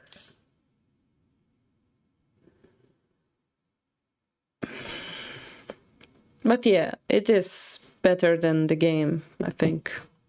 Much more complex. Taking made it very simple, exposing the fact that the king is weak from the front, and the rook drop exposed that weakness more. It looked like it's decisive, but because of that rook drop, it defended everything. So yeah, cutting there, sacrificing the rook wasn't the best move, it feels, even though it looks cool and so on. I think your guys are right, and playing this is very strong indeed. Yeah, drop is maybe better than moving the silver, makes it look more solid. Then I like the look of it move because it looks flexible and everything. No, the court, the follow-up with the silver move looked flexible to me. But yeah, slowly Gote seemed to be in trouble. Because, let me just summarize it, yeah, the Yagura is going for solid play, yeah, and we managed to keep the solid shape while, you know, forcing this rook to be useless. And thanks to that, we have better prosperities for the future. And as Yellow mentioned, the knight will be finally activated, giving us a quite nice attack. To what extent is a material advantage winning in situations where the kings are somewhat safe? Material advantage. So even though you have a rook, you cannot say it's useful, so that material advantage like disappears kinda. Prospects, not prosperities. Thank you, Mori. Even though you have 2 bishops, they're being blocked currently. The strongest piece for center is that we can make a horse here. Yeah, it's gonna be a huge way to sabaki our piece, fork the king and 2 bishops, get the material back. So we have better prospects here, yeah? And because of that, the temporal piece disadvantage doesn't really matter. In the endgame, what's going to matter is the king safety, his distance from the other pieces, which is what we call speed in Shogi. So us having this dragon here will be more threatening than him having this rook here, or him having a singular pawn here with no backup here. And that's what we will concentrate on in the endgame.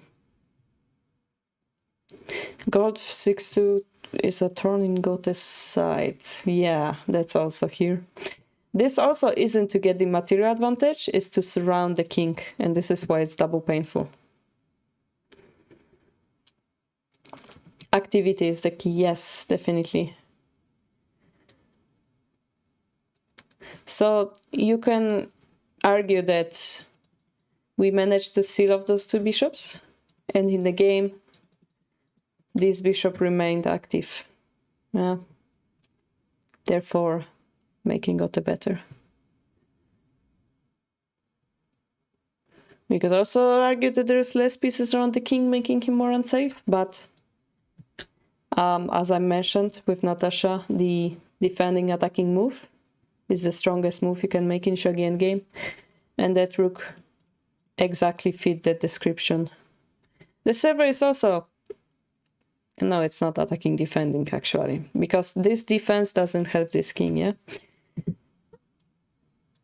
This was the correct counter that came up from the flow of the game, exposing the weakness of this silver, this bishop, defending all the threats on the third file. It was a very strong move here. You can think of it as an opening, and then middle game is the preparation, where the aim at the end game, every single piece achieves sabaki down to the last pawn. Yeah, in Shogi, yeah, you wanna target the end game. We talked about the opening today, that in Pro Worlds they speed up the preparationary phase to get faster attack, get to the end game faster, because they started to notice that piece activity and having influence over the board rather than having a solid castle is more beneficial to you. But yeah, that's opening. Here we're talking about different activity.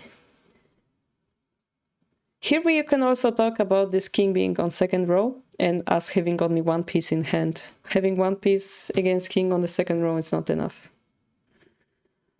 And therefore, we didn't have enough material, paradoxally, and therefore we should have played slower here. Which you guys came up with this amazing move.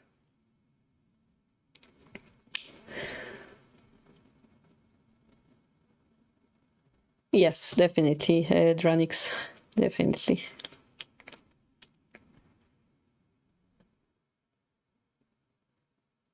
Alright guys, if you don't have any more questions, I'm gonna finish it here. This is our Discord if you are interested in Shogi and if you would like to be notified about my streams or the streams of our other cool Shogi streamers. And I will see you tomorrow. Chess Shogi stream is cancelled, if I remember correctly, because Paul is on a chess tournament. Yeah, tomorrow is cancelled. So I will see you guys on Thursday, where we're gonna continue reading our modern Shogi book. If you're interested about modern Shogi book, meet us on Thursday morning. And then, of course, Sunday Shogi, if you would like to share your game, we're gonna be there at 4 p.m. Zurich time. So thank you so much, guys. Hope you enjoy this WSL game. See you on Discord. Bye bye.